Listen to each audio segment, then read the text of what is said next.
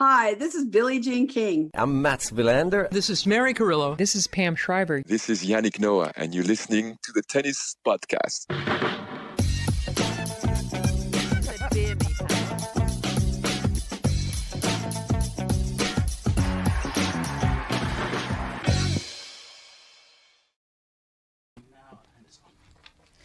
Hello and welcome to the Tennis Podcast live from Wimbledon on the penultimate day of the championships, where among others, and we will talk about all of them, but Marketa Vondrousova is a Wimbledon champion. Those Czech lefties, they're pretty pesky around these parts, aren't they? She is the first ever unseeded women's Wimbledon champion. She was the first unseeded finalist since Billie Jean King, but of course that year Billie Jean didn't win the title, so Vondrousova takes it in 2 straight sets over Ons Jabeur, and there is so much to talk about. Matt, you're going to have to do most of the talking for the first 5 minutes, because David was in a commentary booth, honestly, about 90 seconds ago.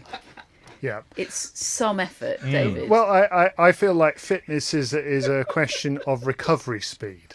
And so, yeah, you carry on. Thoughts and feelings, Matt? Oh, my thoughts and feelings. So many. So many. That is, I think, one of the most emotional tennis matches I've ever watched, actually, and been so affected by. You know, I really want to make sure in this podcast that we give Marketa Vondrousova her due. And she played an incredible tournament. Her story is unbelievable, having only won 2 matches on grass before this grass court season. She's now the Wimbledon champion. It is mind-blowing, and she played a great final. But I must say I'm very sad for Ons Jabeur. I found the final an incredibly tough watch. And yeah, I had to go for a little walk around the grounds after it had finished just to sort of clear my head a little bit. It was really affecting.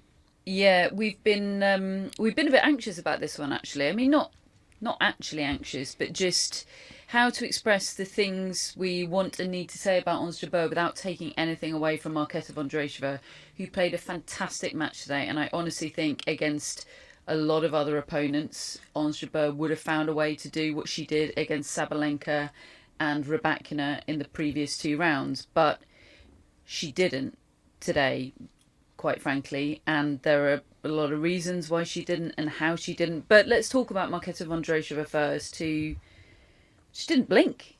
Did not blink. I mean, she played, in Ons Jabeur's words in the press conference not that long ago, she played the right match today. Yeah, I think the only time she blinked really was in the first 2 games, and she went 2-love down. And Jabeur had a point for 3-love. And I thought at that stage, I didn't really get to see the first 2 games, but I saw the third and I saw the fourth, and then there was and one of them was the really long one, several deuces. And I felt as though that could have been the difference between it tail spinning away for Vondrousova and Jabeur just having a great time. I really felt that was a possibility at that point, that she could just think, I've cracked this, I feel great, and just gone downhill, and Vondrousova could have struggled to get into the match at all. It's so easy to do that. And I actually think she showed immense grit in that situation, did Vondrousova, to not allow that to happen, to dig into her own game. And what her own game does is make you beat her, because she's got such great racket skill and control, whereas maybe a big hitter might just be an unforced error fest. Vondrousova isn't, and so she just trusted her own game to bring her back into it, and actually allowed Jabeur's doubt and nerves to kick in and become a factor. I mean, I think it was a brilliant performance from Vondrousova, absolutely first class. But I agree with you. Jabeur has done such an incredible job of bringing everybody in to her story, making you feel what she feels through the Netflix documentary, through all of her interviews, for her on-court stuff, through giving hugs to people that everybody sees, showing people that she needs them, she wants to be reassured, and that it's going to be the best moment ever if she wins, but frankly it's kind of one of the worst ever if she doesn't win. and that ends up making her loss feel something for everybody who's witnessed it as well. Even though we're happy to see Vondrousova getting the moment of her life, it is one of those. It was a very mature performance from Vondrousova. Amazing to think that she's the 24-year-old and Jabeur the 28-year-old with more experience. I couldn't believe how level-headed Vondrousova was today. Yeah, I completely agree. And we've just come out of the press conferences, which we'll talk more about. But Ons Jabeur's felt like a runners-up press conference, and then some. You know, it was heavy, it was emotional, it was sad. Whereas Marketa Vondrousova's was so low key, and I think that contrast probably tells you a big reason about why the match went the way it did. Because as David was saying, Vondrousova was pretty tight in those first few games. You know, we were watching the backstage scenes, and she was jumping up and down. It wasn't like a Rafael Nadal intimidating jump. Matt said those aren't the right kind of jumps. It was a nervous energy jump. Yeah. You just needed He's to been be brought moving. up on Alcaraz and Nadal. But you know, I think once Vondrousova got through those first 6 games, which Jabeur had game point in all of those first 6. You know, she could have won all of those games, but once Vondrousova got through it and it was more or less level, I think she started to really come into the match and play really, really well. And I think maybe Jabeur, whose tennis was sort of passable for those first few games, maybe felt like, oh, okay, she's starting to play now. I'm tight. I haven't taken advantage of the games and the period where she was really tight, and it just all ran away from Jabeur after that. But I think there's a really important point about the style of play that you've mentioned and Ons Jabeur mentioned in her press conference. Vondrousova was so different to the players that Jabeur had played in her most recent matches. You know, they were hitters, and Vondrousova is she's a player, isn't she? She manoeuvres the ball around the court, and she was giving Jabeur time, you know, because she hits the ball that much slower than Rybakina and Sabalenka. And given the sort of chaos going on in Jabeur's head, I think the last thing she wanted and needed was time. You know, she had time to think, she had time to do the wrong stuff. You know, she wasn't just reacting, she was having to make stuff happen, and her nerves, her tightness just wasn't allowing that to happen. And Vondrousova so cunning and so deceptively good, and mixing up the spins and the slices and moving brilliantly, defending brilliantly, whereas Jabeur's feet were heavy and her arm was heavy, and it was just, given the circumstances, it ended up just being a nightmare opponent, I think, for Ons Jabeur. It's amazing to think that Jabeur led 3-1 in both sets, because it never felt like there was a moment where she was in command of this match. Now, at 3-1 in the first set, I feared she might be, and I say that because when I watch the opening stages of women's finals, my experience of them is always coloured by my anxiety for them being decent matches, because if they're not, the fact that they're best of 3 sets, they can be over quite quickly. And I know what kind of commentary that induces in a lot of particularly the casual tennis watching public, but the non-casuals as well. And of course, the chat should be, women should get to play best of 5 sets rather than isn't women's tennis dreadful and one-sided. But anyway, that's a separate discussion. My experience of those matches is always anxious. I always want them to be toe-to-toe. I don't really want to see anyone take the lead, because that increases the risk of a one-sided match. So when Jabeur went 3-1 up, I thought, oh my goodness me, this could be really one-sided for Jabeur. I just don't want that. But actually, taking away that the filter of sort of generalised anxiety about misogyny, and she never felt in command of the match. Every moment where you thought, okay, she's got this now. There was a moment, David, at the start of the second set, I think when she broke back for 1-1 at the start of the second set, you texted, Ons is back in the room. And I punched the air. I was like, yeah, this is the moment. This is the moment she does what she did against Rybakina and Sabalenka. But it was so frail, wasn't it? And I really thought that was going to be an important moment. She'd lost she'd lost 23 of 27 points at that period when Vondrousova came from 2-4 down in the first set to be 1-love 40 love up in the second set. But it wasn't just that Jabeur ended up winning that game and getting it back on track. It was the way she did it. She did it with some fun points. Like, I thought it was going to loosen her up.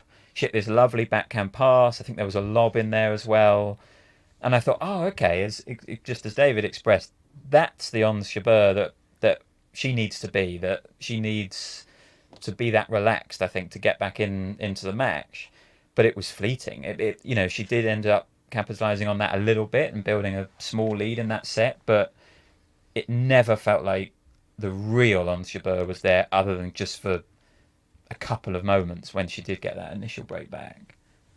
Yeah, I spent a lot of time, as I'm sure you both did, just looking at her body language and trying to understand it, trying to understand what's going on in her mind. And I didn't attend the press conference, you guys did, so you perhaps will be able to put a bit more explanation to this.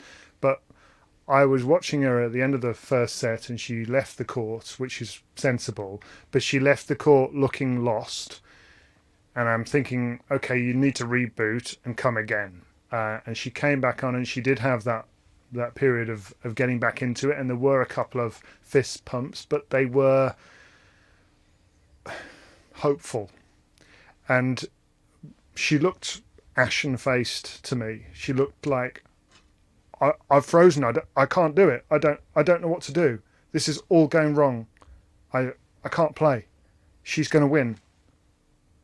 That's what it came across to me as, and I thought, is there anything anybody can do in that situation for themselves from the outside? I have no idea, and every individual's different, but she froze.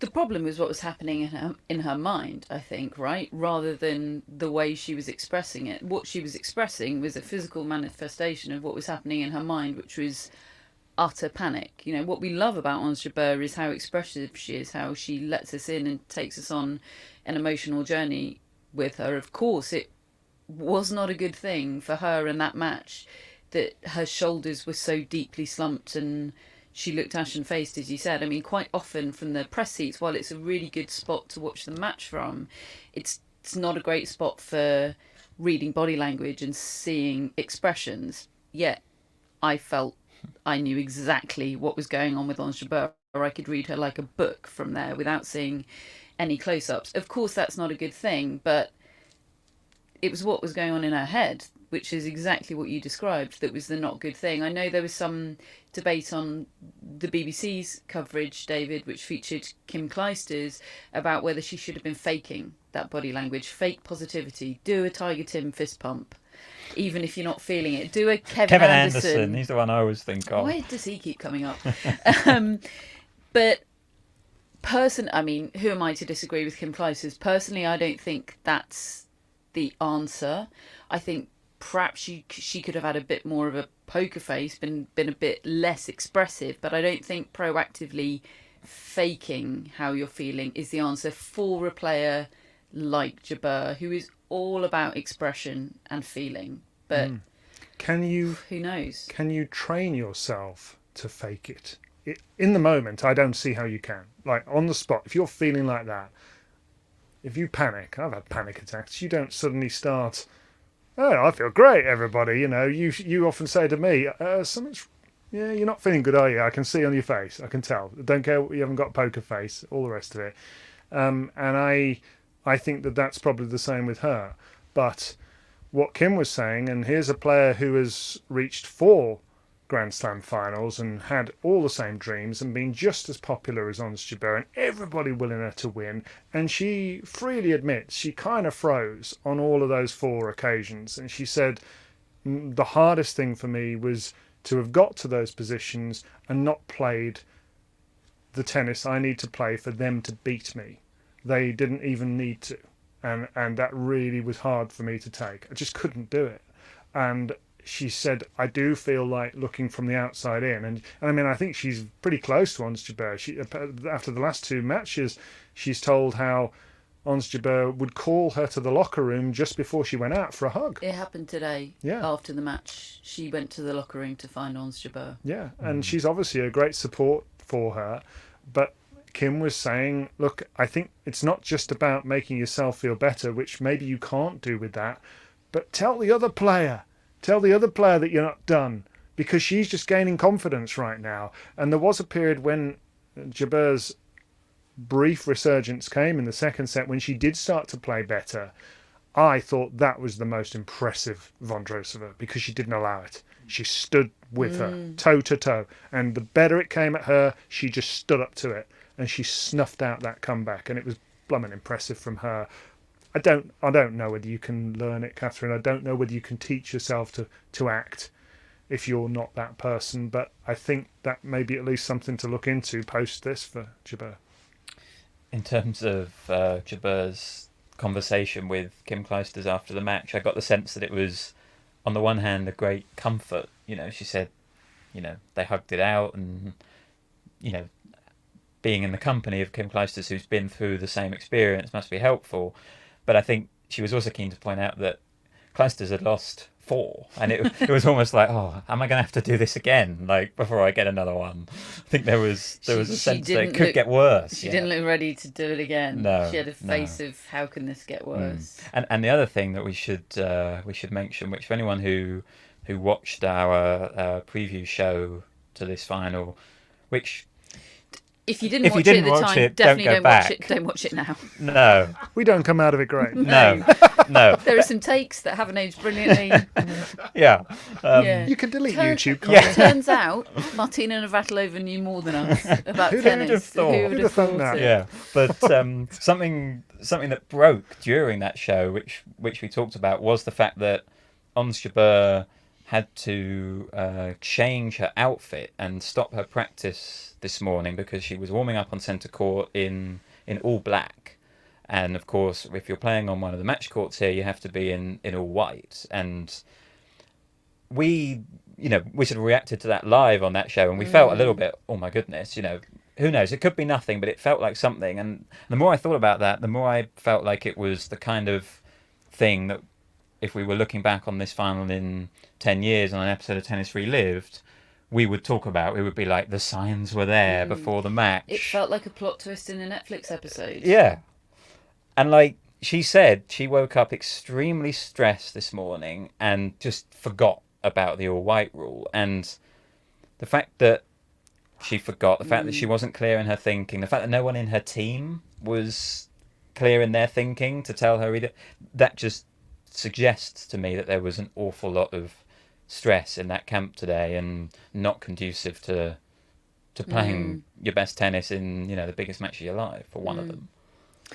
Just on the Kim Clijsters thing, I wonder how crucial that relationship could be, whether it even could become formalised in some way. Andy Murray getting Ivan Lendl on board, that was very specifically about being in the situation of having lost 4 Grand Slam finals. Yep. Exactly as Ivan Lendl had done. That's true. Been there, done it.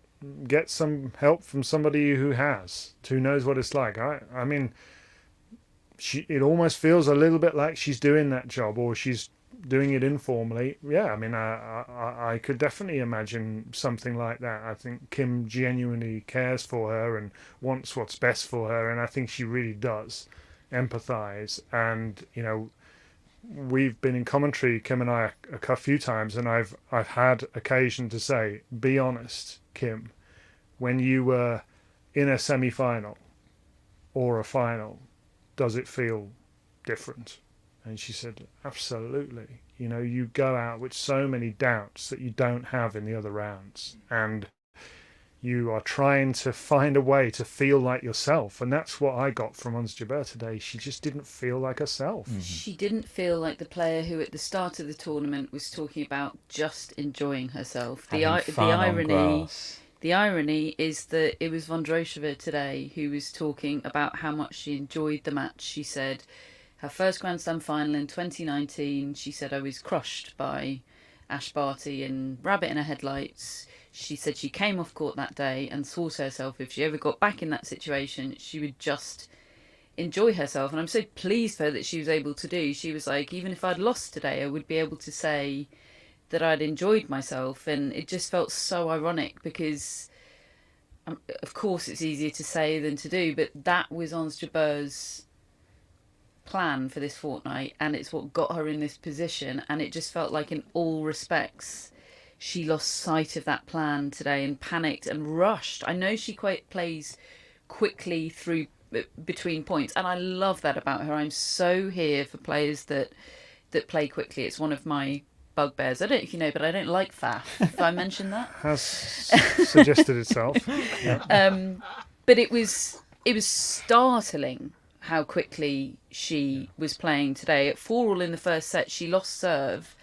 And honestly, I looked down at my laptop to make a note, and she'd lost sort of 3 points in that time. It was like a landslide falling away from her. And again, just another illustration of her not thinking clearly. And Billie Jean King was in the BBC television studio after the match, and she was asked, what are your thoughts for Ons Jabeur right now? And I'm sure she'll have more that she gives to her privately because they have a good relationship, don't they? But she said she needs to calm down and not go for the lines so much, which was an interesting take. I thought, in a final, she said, aim, if you want to go for a big shot, aim a couple of feet inside the line. Don't go for the actual line.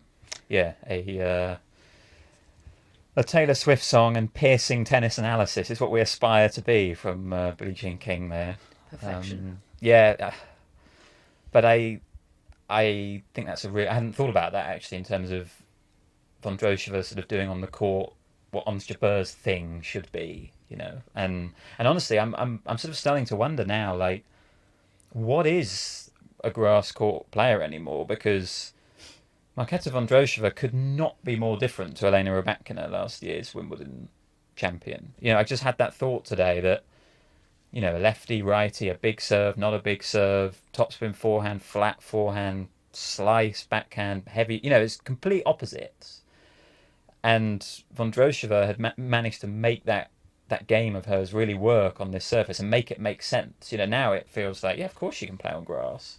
But I don't think anyone really thought that she was a contender here 3 weeks ago, and that element of being able to adapt that game to a different surface, that's what we've always felt about Ons Jabeur, and it's so tough for her. Vondrousova up to 10 in the live rankings, 5th in the race. Yeah, there's a great line from John Wertheim on Twitter. Started the tournament as the 7th best Czech and ending it as the 10th best in the world. Like, what a wild tennis country. She is going to put us in some pickles in predictions and mixes in the future, isn't she? Because I still think she's going to have bad results. Yeah, and I think she can get better in some ways too. I think she is the new Petra Kvitova in many ways. I mean, okay, different type of game, not as spectacular a ball striker, etc. But absolutely somebody who can win a title or lose in the first round, and will probably do both of those quite a lot most seasons. Or will this be the making of her? That's another thing we haven't considered. The last time she reached a Grand Slam final, it was only 6 months later that the pandemic came along, and she's obviously had horrible injuries. Maybe there is a really consistent player in there if she's given a decent run of health and a sort of love of being in the conversation. We've heard Barbara Krejcikova, somebody who's won a Grand Slam title, not wanting to be dismissed from the conversation, wanting to be part of that. Well, maybe Vondrousova has those sort of ambitions too. I think probably this is going to take some processing for her to work out, well, what do I want my career to be? How? Because some players, that is such a toll to try to be relentlessly at your best. Some players cannot do that, and they need a break, and they can come and go, and they're okay with that. I always remember somebody saying that about Fernando Verdasco when he had his run to the semi-finals of the Australian Open and he nearly beat Nadal. That's great, but are you prepared to do what Nadal does in order to maximise what you can do? And I'm not sure, and the person said to me, I'm not sure he's prepared to do that, because it's blooming mentally exhausting. So we'll find out who Marketa Vondrousova is in the years to come, health permitting, obviously. See what he's done there. He's actually evaded making any kind of prediction Well, about who Marketa Vondrousova is going to turn out to be. Well, I really which, don't know. I tell fine by you, me, David. I'm not prepared to either. I am at a loss, really, with her. I do feel like Kim Clijsters gives me hope for Ons Jabeur, because let's not forget she did win on the 5th attempt. And she won comfortably in the end in the final of the US Open that she won in 2005, and then she won 3 more after having her first child. So she is a perfect example, because it was quite similar. I think she would get so tightly wound up. She was so loved, and there were all these questions: when are you going to do it, and all the rest of it. And she found a way. I think it would be interesting because, in a way, Vondrousova's kind of secret weapon, in a way, has been how sort of mercurial and mysterious she is. Like, I think she's going to actually want to try and keep that vibe. Like, I don't think she's that interested in the celebrity of it all. That will, attention will invariably come with becoming Wimbledon champion. But I think she will try and, as much as she can, keep it on the sort of lower end, in a way that I don't think Barbora Krejcikova's...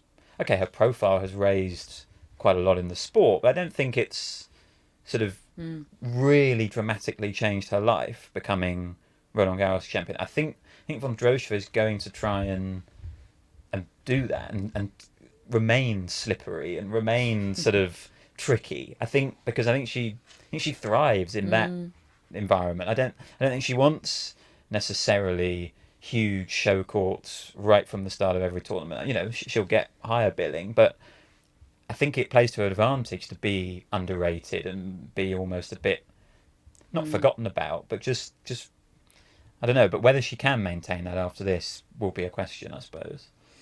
It was a big topic of discussion at the start of the match that it was played under the roof. At the time the match started, there was play on all the other outdoor courts, and people were expecting, I think, play to start on centre court with the roof open.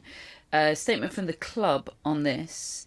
They said, "We've been monitoring the weather forecast, and in light of the yellow weather warning issued, we've taken the decision to close the roof on centre court and number 1 today." And a little further from them, they said, "The weather forecast today is challenging and indicates we may see scattered showers at short notice and high winds. Given this, we have taken the decision to close the roof on centre court and number 1 court today to allow for the smooth progression of the matches on these courts and to avoid disruption to matches part way through. We will always take the decision we feel is in the best interest of the championships and for the benefit of our players and guests. Given the weather forecast today, we have taken the decision to close the roof on centre number 1, which we believe is the best decision in light of the circumstances." And in the early stages of that final, there was a tweet from John Wertheim of the Tennis Channel, and he said, for what it's worth, from one hearsay source, he had heard that the roof is closed because of concerns that in the event of rain, the roof might not operate in 45 mile per hour winds, which is what was potentially forecast. And he said he expected the club to clarify after the match, and we did put that to the club, and they said that was one factor as part of a series of considerations.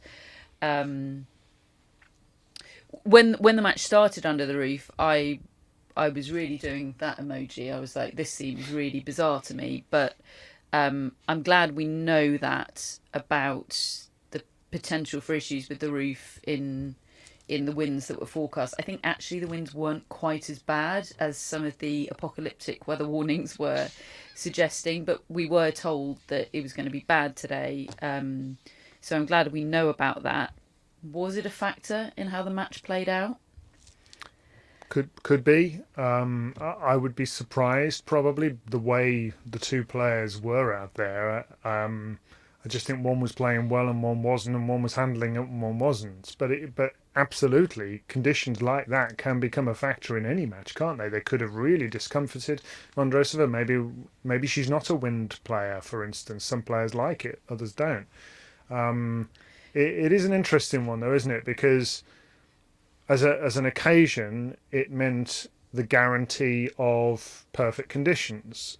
you're indoors. There is no wind. It's nice for everybody. It's reliable. It doesn't mess up TV coverage. Remember that Nadal-Federer French Open match we had? That was a total non-entity because the ball was flying out all over the place. On the other hand, this is billed as an outdoor tennis event where conditions are meant to be a factor. And there were matches going on all around the grounds. So, the roof element is a mitigating factor to that. I mean, health and safety has to come first in all of those sort of situations. I suppose you might want to say, well, shouldn't you have a roof that works no matter what the weather? But that is quite freakish here in the UK to get 45 miles an hour winds. Personally, I'm okay with shutting the roof to try to get the best occasion for the match. But then, given that, I'd probably like to be saying I'm not being quite so strong on it being an outdoor event. If you're going to insist it's an outdoor event, then you probably need to be prepared to maintain those outdoor conditions maybe more than they are. But I'm still glad that it got played indoors in the end because it was a tennis match and not potentially a freak show. Likewise, this tennis podcast I was recording, gonna which say, could we've also come indoors, yeah. have been a freak show. Yeah, we've advertised ourselves as an outdoor show. It would have been a bad hair day had we recorded outside today. Trust me on that, folks. So no one's prepared to stick their neck on the line about what on earth the future holds for Marketa Vondrousova, other than predictions horror. And the new tattoo, which she won't disclose. She won't disclose what that is. One for her coach. They're both getting tattoos, I think, in London tomorrow. Might be the plan. There was cat chat in the press conference, obviously. Didn't learn anything new about Frankie. I feel like I know everything there is to know about Frankie. Yeah, only that I think the cat sitter's getting stood down and Mum's going over tomorrow. Mum's coming in, to look after Cuddles the cat. for Mum. Lucky Mum. Does anybody want to put their neck on the line about Jabeur and whether she will ever become a Grand Slam and or Wimbledon champion? Yes. She will. I would like to. Thank goodness you said that. And you're the positive one. Well, I would like to say that, and I said it exactly the same 12 months ago, that my original view of Ons Jabeur will never be in the mix in my lifetime was proved wrong a year ago, regardless of the fact that she lost, because the definition of being in the mix is, would I be surprised if she won the title? Well, I wouldn't have been surprised if she'd have won last year or this year, because she's that good now. She's improved, she's packaged her game, she's beaten Arina Sabalenka and Elena Rybakina, and Petra Kvitova, and Bianca Andreescu from a set down. These are Grand Slam title winning performances. It's just she didn't finish the job. Now, the best thing she can do is keep getting back in the position, and that was the most interesting thing that Kim Clijsters said. You can do all the psychology work you want off court. You can talk to anybody. You can talk to me. You can talk to all these people. But they haven't done it. Yes, Kim Clijsters has, so she's perhaps the best person to talk to. But it doesn't matter how many times you hear what maybe you should do until you can handle it in your skin. You don't know how to do it. And the only way she's going to learn is keep putting herself in that position. There's a question mark over how many times she'll be able to, because how many times do you beat those 4 in a row? But she's shown she can. I back her to get in that position again, and I back her to eventually figure out how to do it. Maybe not here, but somewhere. I back her. Can you say all that to her in a lift? that would help, I think. Yeah, and an interesting point about the succession of great players that she beat along the way. I do wonder whether that slightly took its toll. That was a draining effort to have to beat so many players. I think we often look at the positive side of that. You're in form, you're matched tough, but she'd given a lot of herself over several days. And if she was not quite at her most energetic and she wasn't didn't have quite as much in the tank today, combined with everything she was feeling. I think that probably showed in the performance that she gave. You don't feel quite as I optimistic. don't feel quite as optimistic. It's a lot for her to overcome. Andy Murray, Kim Clijsters. Yeah. Getting closer. Definitely. Well, but I don't know if she is getting getting closer today. That's the thing. Like, Murray said getting closer because that was probably the first Grand Slam final where he really felt like he had put his game on the court and played well. He lost to, at that time, the one everyone considered the greatest of all time. I disagree. I think she's getting closer because of who she beat to get there. Last year she beat Tatiana Maria. This time she's gone a bit... No, I mean, look, Tatiana Maria did brilliantly to get to the semi-finals, but she is not Aryna Sabalenka or Elena Rybakina. But it's a specific Grand Slam final problem that she seems to have. It's she'd reached 2 Grand Slam finals. I don't know. I really hope so. I think I fall closer to Matt. I'm perhaps not quite as doom and gloom, but I don't share your conviction. But I'm so glad you have it, David. I'm hanging on to it. Yeah, I honestly, I hope Ons Jabeur has a David Law in the room with her right now to hype her up.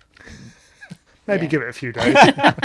You don't want to hear this nonsense about 4 hours after, do you? Shall we talk about some of the other results? Some of them final results, some of them trophy-winning results that we've had today. David, you have just seen... Well, you've seen 2 doubles matches, 2 doubles tournaments reach their conclusion in the last hour. We had Alfie Hewitt and Gordon Reid winning a 5th men's wheelchair doubles title, playing in their 7th consecutive final here. They beat Takito Oda and Takuya Miki 3-6, 6-love, 6-3.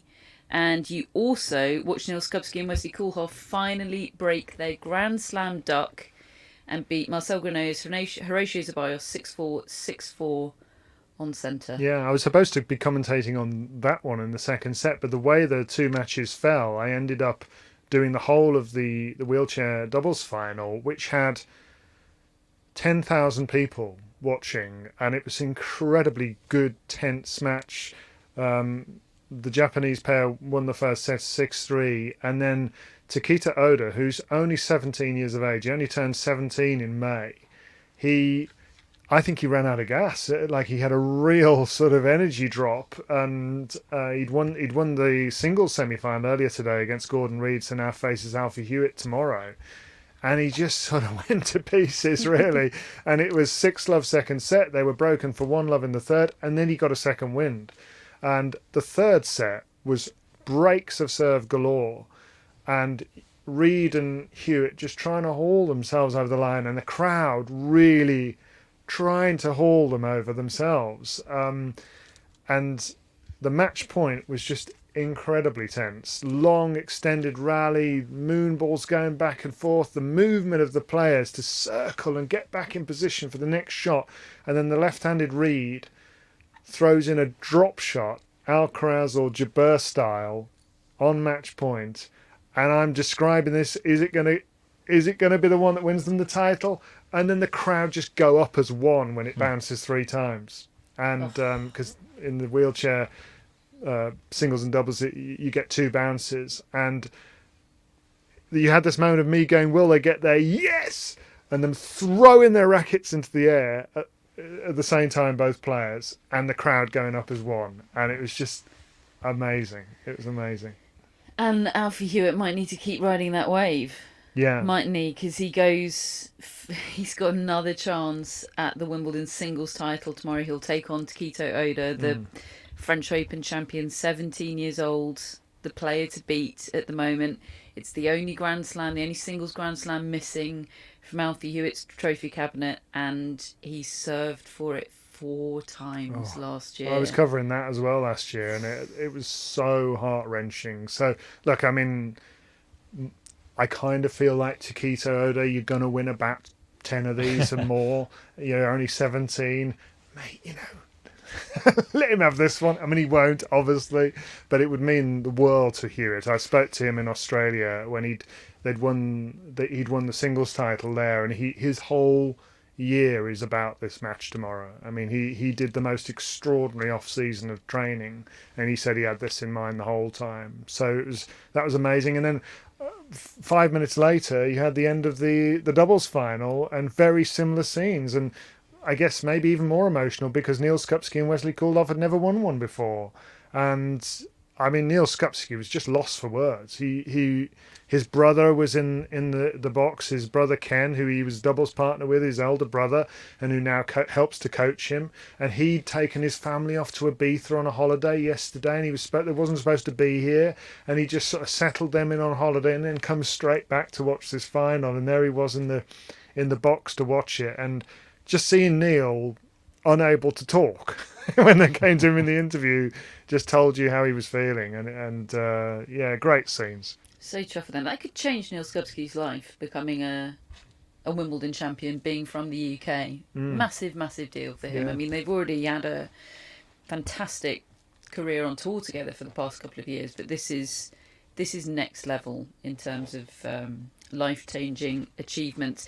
Deirdre de Groot won her 19th Grand Slam title and her 5th Wimbledon title today. She beat Jiska Griffin 6-2, 6-1. She is only 26 years old, Deirdre de Groot. Imagine how many she's going to win. That's fearsome stuff from her. The men's quad wheelchair doubles was won by Sam Schroeder and Niels Vink. They beat Heath Davidson and Robert Shaw 7-5, 6-love. The quad singles final will be between Heath Davidson, who beat Sam Schroeder today 6-4, 2-6, 6-3, and Davidson will play Niels Vink, who beat Donald Rampardi 6-1, 6-love. That's a beatdown. So Davidson against Vink in the quad singles final. And some junior news for you. Henry Searle, the 17-year-old Brit, will play Yaroslav Demin in the boys final. Demin having beaten our man Darwin Blanche. Don't know. We can't really claim him, can we? It was a Mary Carrillo tip-off. Anyway. It was a Mary Carrillo tip-off via Lindsay Davenport. But anyway. Pretty good tip-off. Yeah. He was a set-up Darwin Blanche, wasn't he? But Demin, who is nearly 3 years older, I think, than Darwin Blanche, came back to win. So he'll play the Brit Henry Searle in the boys' final tomorrow. And the girls' final is Clervy Ngunu, who turned 17 on Wednesday. She'll face the Czech Nikola Bartunkova, who pulled off the upset of all upsets. She beat Alina Kornaeva in the semi-finals today. Kornaeva, who was in the Djokovician calendar slam position, having won the Australian Open title, beating Mira Andreeva in that final and winning the French Open girls title as well. And a stat from Stu Fraser on Henry Searle: if he wins the boys singles tomorrow, he'll become the first British winner of the event since Stanley Matthews, the son of the footballer, and that was in 1962 that he won. Of course, Jack Draper and Liam Brodie in recent years have been in the final. So, yeah, great line there. Yeah, it's good for the Brits to have Henry Searle. I don't know anything about Henry Searle. From Wolverhampton. I know that. Yeah, of course you know I that. sort of rolled my eyes when I found out he was from Wolverhampton. There are a disproportionate number of British male tennis players from the Birmingham area, I would say. Yeah, We're looking at one. tennis players. Tennis characters. People? Yes. Members of the tennis family. Members of the tennis family. Right, tomorrow, final day of Wimbledon. We're hoping to be back outside tomorrow, folks. We have a full men's singles final preview show at midday tomorrow UK time, exclusively on YouTube. So we will save some hashtag content for that, and we'll take your questions on the live chat as well then. But we have a bit of time now to give our thoughts on world number 1 Carlos Alcaraz against world number 2 Novak Djokovic. David, you've had your 24 hours. I want heads on blocks, please. But I've still got another 12 and another show. No, last night you said I want 24 more hours. Okay. Here we are. I am quite big on sleeping on things, you see. Because, that served me so well today, didn't it? We've got another preview show tomorrow. You're allowed to change your mind after a night's sleep, but I want to know how you feel right now. Okay, right here, right now, I think it's going 5 sets. I think it's going all the way. That's a half prediction. Okay. Who's going to win that 5th set? I'm really on the fence. Really? I'm really... That in Wow. itself is a prediction to see it that close, because I give Alcaraz... You're letting him get away with that? No, I will... I'm opening out the wider I discussion. will tell you. But I think 5 sets, and I really do feel... I'll talk my way into one and then into the other in my head. But ultimately, I would go with Djokovic's experience.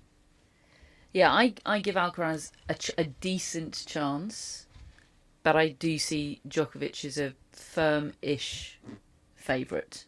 Any other surface, and I would see it differently. And I think, I said it earlier in the tournament, I see it as an 06, 07, 08 Federer Nadal final progression. I think it might not take 3 for Alcaraz. I think he could lose this one in 4 or 5 and come back next year and win it, potentially against Djokovic. But I think it might just be too much to do tomorrow. Yeah, I think that's it. You know, pre-tournament, I think maybe we all had an Alcaraz-Djokovic final, and we all had Djokovic winning it. Nothing on the Djokovic side of things for me has changed. Alcaraz has probably looked a bit better than I thought he would. You know, wins against Berrettini and Rune and Medvedev, all in extremely convincing fashion. I thought he might struggle a bit more, I suppose, to get through to the final. But we say it, don't we, so often. How many times have we previewed a final of a Grand Slam, and the person that Novak Djokovic has been playing, we've thought they're playing fantastic tennis, and then we see them play Novak Djokovic, and it's like, oh, they can't do the things that they've been doing all tournament. Tsitsipas start of the year, right? Alcaraz in the semi-final. Federer numerous times. You know, Nadal in Australia, right? So many times. You're absolutely right. Absolutely, just have to go with Novak Djokovic.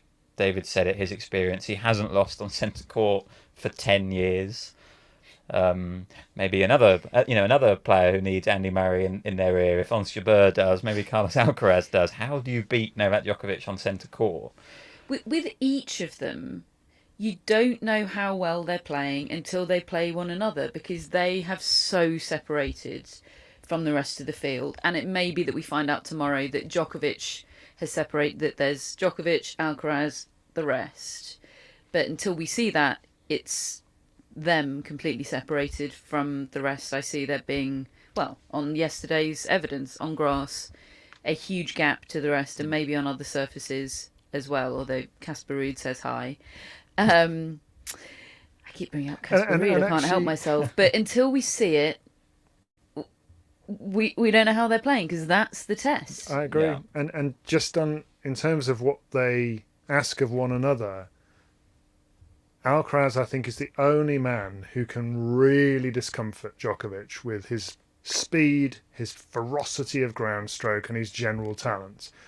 And I think Djokovic is the only man who can get Alcaraz off balance and wrong foot him several times a game and make him have to do superhero moves in order to get back in rallies. Now, usually he's doing superhero moves to finish rallies. I think Sinner's done a bit of that to Alcaraz. He wrong foots him, but Djokovic is another level. So that's why they're so great a prospect, because head to head is the only way you get that real challenge for them both at the moment. Kim Clijsters may or may not have won the Women's Invitational doubles today. Are these finals? She and Martina Hingis beat Jo Konta and Sanja Mirza. It says round robin, but she did tell me earlier today that she was playing a not before 5 p.m. match, but it was going to, I think, follow the doubles final, or maybe they put it on another court. It's in progress. Sorry, Yeah. My mistake. Kim Clijsters, Martina Hingis currently are set up on Jo Konta and Sanja Mirza in what may or may not be some kind of final. Yes. What other? We've had Cara Black and Caroline Wozniacki. I saw a match point of that. soon to retire from Legends. And go on the tour. They beat Katie O'Brien and Agnieszka Radwanska. Yeah. What a partnership. Not what you expect. Any sense from one point how Wozniacki was looking? Fit. That's all I can say. But she always looks fit. She always looks like she hasn't missed a day in the gym for the last 20 years. So, I mean, no. No, fair enough. Not at all. The Bryan brothers have won. Surprise, surprise. They beat Tommy Haas and Mark Philippoussis again in what may or may not have been a final.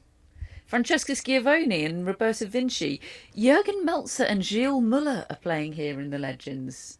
They beat Dom Inglot and Xavier Malisse. I mean, they have had their work cut out these last few days to get these matches played any old way, haven't they? They've played a load of indoor stuff and everything. Mansour Barami and Marion Bartley beat Greg Ruzetsky and Conchita Martinez today. Won't read too much into that. Look, I've done my time on the Champions Tour. It's a wild ride. I still think it's unfair that the Bryan brothers get to play together. Talk about experience. Half of these pairs have never met. I want to see the Bryans against one another. Yeah, That'd be fun. That's the Break fun them up. stuff. Yeah, come on, Yeah, lads. one Bryan with Mansour Barami and one Bryan with Greg Ruzetsky. They did always say we will Make it never happen. play against each other. But come on, boys, you've retired now. You Yeah, can. well, it's not your choice, is it? The club decides. And they're probably thinking, well, you can't have the Bryan brothers singular. You can. I agree with you. It's what the people want to see. Right. I can't believe we've only got one more day of Wimbledon. 2 more shows. 1 podcast, 2 live YouTube shows. We'll be back at the conclusion of play tomorrow with our show as usual. And we'll have a preview show at midday on YouTube. The link for that will be on our Twitter and on our Instagram. And we'd love it if you joined us. We have our Wimbledon mascot, Erin. Hello, lovely Erin. Right, Erin. We have our mascots, Dave. It's got Maisie. Right, Maisie. Didn't go our way today, but you know, Didn't go many people's way today. we got won over by the emotion. I've got Xenia and Matt's got Darwin. Sad scenes for everyone. Billie Jean is sponsored by Billie Jean King and Alana Kloss. We had to request some emergency Billie Jean content after seeing Ons Jabeur's speech on court. Billie Jean the dog content. Billie Jean the dog content, yes, to cope with the deep Ons Jabeur sadness, and it did not disappoint. Oh, good. She's sponsored by Billie Jean King and Alana Kloss. We have our top folks and executive producers, Jamie, Hannah and Drew. They are legends, all of them. And Matt, we have shout-outs. We've got Celeste Byrne from Sydney, Australia. Celeste. Hi, Celeste. Sydney, home of the United Cup, or one of the homes of the United Cup. Yeah. Celeste. No, I don't have any tennis names. Do you remember that band called Daphne and Celeste from the early noughties? Matthew does. We're the same era. Feels like a bit of a kind of shortened version of Constant Lestienne. No, it doesn't. David just trying to get Constant Lestienne into any conversation. And I've managed it. Celeste. Thanks, Hannah. Celeste is not happy with that shout out. Sorry, Celeste. Instead of a tennis Celeste, you've produced Constant Lestienne. Come on, I can see the link there. Celeste ain't coming back for more next year. Thank you, Celeste, very much. I can tell that there was a Jenny Byrne who played tennis. And the reason I know that is because of some King of the 90s related stuff today, which I can't say too much because David hasn't answered his question yet. But subscribe to the newsletter. Yeah. It's tense. It is tense. Second shout out is for Kirsten de la Tower, who is originally from New Jersey, but now is in St. John's Wood in London. Oh, very good. We have a lot of listeners in New Jersey. We do. Bruce is putting the word about. Yeah. Do we understand that phenomenon? No? No, we love it. Yeah. No, we love it. Kirsten Flipkins. Yes. Who did actually retire this tournament. And Kim Clijsters was there to pay tribute to her because Was she actually? Again. Yeah, Kim is just feel good vibes all round, and she's great to commentate with. By the way, good for her. Thank you, Kirsten. And finally, we have Rachel Engelkey from Connecticut, which is tremendous because it gives us a chance to correct or in fact come up with a tennis Rachel. because we failed miserably. When was that? Yesterday? Yesterday, I think. Yeah. And we've been told Rachel McQuillan, who was from Australia. Who is a name that I did know and I did think of at the time, but I didn't think she was a tennis player, and I was concerned about completely humiliating myself. So I thought I'd wait until it was confirmed. This was on the episode where David had been consumed by an umbrella. Yes. So already I had. Eaten by an umbrella. Do watch that back. If you're going to rewatch a show, I'd definitely recommend that one rather than the preview show. Yeah, and I would also recommend Cameraman Matthew's edit of it, which is... There's a slow-mo in there. Which is on our Instagram. It's good stuff. Yeah. Great. It's never leaving Instagram. Yeah. No matter how many times I try and delete it. Thank you, Rachel. I think Rachel interacts with us, doesn't she, on social media, and she seems lovely. Rachel was in Indian Wells to meet us. Oh, Yes. lovely. Which was really nice. Yeah. Lovely. No Pam we to like throw us under Rachel. the bus today No. about our meet and greets at Indian Wells. We loved them. We loved them. They're just tiring. No, you're throwing us under the bus. I'm explaining further. Okay. That's a humble brag, isn't it? I'm Yeah. tired. I'm Tired tired. because there were so many people. It's all my Tired commitments. from all the fans. It's all my commitments. Right. We have one more of these to go. Well, kind of two. One more podcast, two more live shows. We have absolutely loved them. Thank you for watching online, for listening to the pod, however you've been enjoying this podcast. If you have been enjoying it, do hit like and subscribe on our YouTube. Do leave us an Apple Podcasts review and subscribe to the newsletter. Tell your friends. If you'd like to become a friend of the podcast, that is how you not only support the show year round to do what we do, which is weekly shows year round and daily during all the slams, but it's also how you get access to all the Bocco. And that, for anybody that isn't young, cool and hip like me, is bonus content. And there is a lot of it. There's a lot coming your way next week when you're experiencing your post-Wimbledon blues. We will inundate you with Bocco. So if you'd like to become a friend of the Tennis Podcast, can't hear it without David, laughing. if you'd like to become a friend of What the a Tennis nonsense. Podcast, the link to do Did you that... come up with Bocco, or is that a thing? I heard it on a thing. Okay. Now she's continuing Aiming to it. try to make it happen. I'm sure I'm really convinced the kids are saying it. Not even my kids What was I say it. saying? I'm trying to do the plugs that you Sorry. tell me to do, Sorry, David. Catherine. The link to become a friend of the pod is in our show notes, and who wouldn't want to be a friend of us young, cool hipsters?